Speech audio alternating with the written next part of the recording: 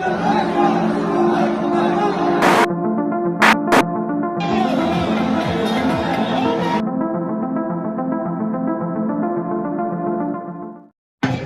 ಬಸವಣ್ಣನ ಹಿಡ್ಕೊಂಡು ಅಕ್ಕಮಹಾದೇವಿ ಅವರು, ಚನ್ನಮಲ್ಲಿಕಾರ್ಜುನ ಅವರು, ಅದೇ ರೀತಿಯಾಗಿ ಅದೇ ಗೋಕಾಕ್ ಜೈ ಕರ್ನಾಟಕ.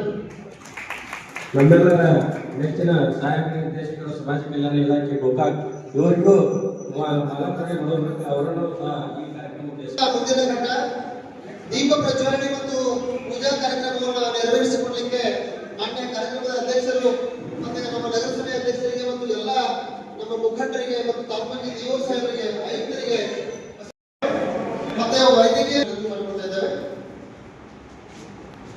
ಸುಂದರ ಸಭೆಯ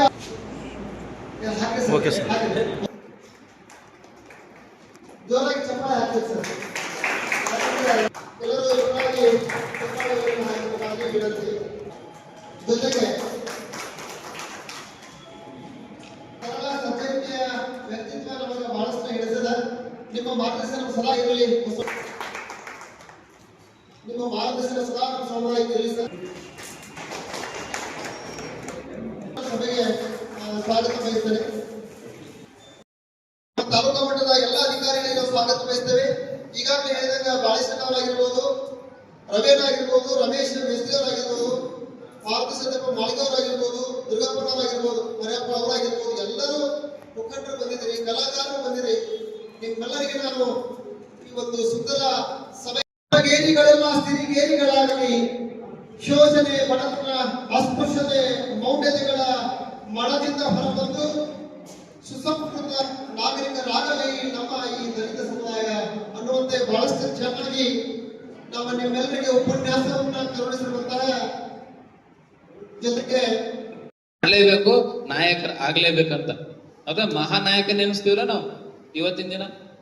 ಮಹಾನಾಯಕ ಬಂದ ತಕ್ಷಣ ಹಾಡ ಹಚ್ಚಿದ್ರು ನಮ್ಮ ಮಹಾನಾಯಕರು ಡಾಕ್ಟರ್ ಬಾಬಾ ಸಾಹೇಬ್ ಅಂಬೇಡ್ಕರ್ ಜಿ ಬಗ್ಗೆ.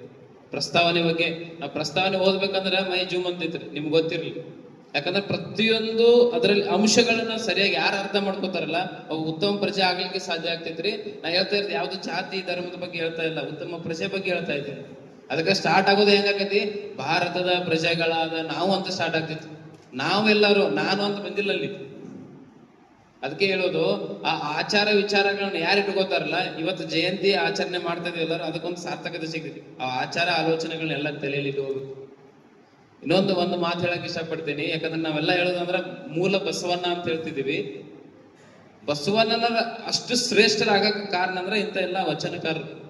ನಿಮ್ಗೆ ಅನಿಸ್ಬೋದು ಬರೀ ಒಬ್ಬರ ಬಸವಣ್ಣನಿಂದ ಎಲ್ಲ ಸಮಾಜ ಸುಧಾರಣೆ ಮಾಡಕ್ ಆಗ್ತಿದ್ದಿಲ್ಲ. ಬಸವೇಶ್ವರವರು ಇಂಥವ್ರೆಲ್ಲ ನಮಗೆ ಏನಾಯ್ತಿದ್ರು, ಕಾಯಕದಲ್ಲಿ ನಿರತರಾಗಿ ಸಮಾಜ ಸುಧಾರಣೆ, ಸಮಾಜದ ವಿಡಂಬನೆ ಮಾಡ್ಲಿಕ್ಕೆ ಮುಂದಾದ್ರು. ಅದಕ್ಕೆ ಅನುಭವ ಮಂಟಪ ಬಂತು. ನಿಮ್ಮ ಅನುಭವಗಳನ್ನ ಹೇಳ್ರಿ, ನಿಮ್ಮ ಅನುಭವಗಳನ್ನ ಹೇಳ್ರಿ ಅಂತೇಳಿ ಅವಾಗ ಮಾತ್ರ ಹೇಳಿದ್ರು ಜಗತ್ ವಿಖ್ಯಾತ ಏನಾದ್ರು ಬಸವೇಶ್ವರರಾದ್ರು. ಸೊ ನಾವು ಈಗ ಹೆಂಗಾಗ್ಬೇಕಂತಂದ್ರ, ವಚನವನ್ನ ನೋಡ್ಲಿಕ್ಕೆ ಬೇಡ ನಮಗೆ.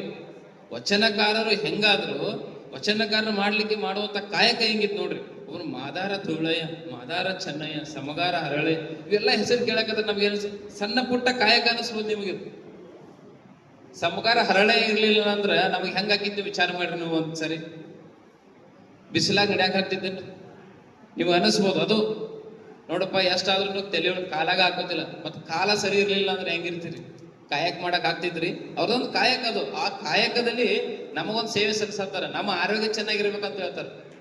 ಸೊ ಒಟ್ಟಿನಲ್ಲಿ ಹೇಳ್ಬೇಕಂತಂದ್ರ ಅದಕ್ಕೊಂದು ಸಾರ್ಥಕತೆ ಸಿಗ್ಬೇಕಂದ್ರ ನಾವು ಏನ್ ಅನ್ಕೊಂಡ್ ಅರ್ತ್ಕೋಬೇಕು. ಅದಕ್ಕೆ ಹೇಳ್ತಾರೆ ವಿವೇಕರು, ಅರ್ತ್ಕೋಬೇಕು. ಸಮಾಜಕ್ಕೆ ನಮ್ಮಿಂದ ಏನಾದ್ರೂ ಒಂದು ಕೊಡುಗೆ ಕೊಡಕ್ ಆಗ್ತೈತೆನ ಅಂತ ಸ್ವಲ್ಪ ಆಲೋಚನೆ ಮಾಡ್ಬೇಕು. ಅದ ಇವತ್ತಿನ ದಿನ ಅದು ಆಲೋಚನೆ ಮಾಡುವಂತ ಸ್ಥಿತಿ ಬಂದಿತ್ತು, ಪ್ರಸ್ತುತತೆ ಐತಿ. ನಾವು ಬಂದು ಇವತ್ತು ಜಸ್ಟ್ ಅಂದ ಫೆಬ್ರವರಿ 10 ಪೂಜೆ ಮಾಡಿ ಹೋಗಿ ಬಿಡುದಂತಲ್ಲ. ಅದರಲ್ಲಿ ಇನ್ನೇನು ಏನಿದೆ, ಅದರ ಒಂದು ಆದರ್ಶಗಳೇನದಾವ ಸರಿಯಾಗಿ ಮಾಡಿದ್ದೆ ಆದ್ರೆ ಖಂಡಿತ ಆಗ್ತೈತಿ. ಅದಕ್ಕೆ ಬಸವಣ್ಣವ್ರು ಒಂದ್ ಕಡೆ ಹೇಳ್ತಾರೆ, ಹರಿಹರ ಒಂದು ಬಸವರಾಜ ದೇವರಗಳಲ್ಲಿ ಹೇಳ್ತಾರ, ನಿಮ್ಗೆ ಗೊತ್ತಿರ್ಲಿ ಏನಂತ ಅಂದ್ರ, ಇಬ್ಬರಿಗೂ ಹೆಬ್ಬಟ್ಟಿಗೆ ನೋವು ಮಾಡಂದ್ರೆ ಕೆಂಪು ರಕ್ತ ಬರ್ತೈತಿ ಇಬ್ಬರಿಗೂ. ಅವ್ರು ಹೇಳ್ತಾರ, ನೋಡ್ರಿ ಬೇರೆ ಬೇರೆ ರಕ್ತ ಏನಾರ ಐತಿ ಅಂದ್ರೆ ಮತ್ತ ಐತಲ್ಲ, ಒಂದ ರಕ್ತ ಐತಲ್ಲ ಅಂದ್ರ ಮನುಷ್ಯ ಎಲ್ಲಾರು ಒಬ್ರ. ಯಾರು ಮನುಷ್ಯರಂತಂದ್ರ ಆಲೋಚನೆಯಲ್ಲಿ ಇಬ್ಬರಿಗೂ ಹೆಬ್ಬಟ್ಟಿಗೆ ನೋವು ಮಾಡಂದ್ರೆ ಕೆಂಪು ರಕ್ತ ಬರ್ತೈತಿ ಇಬ್ಬರಿಗೂ.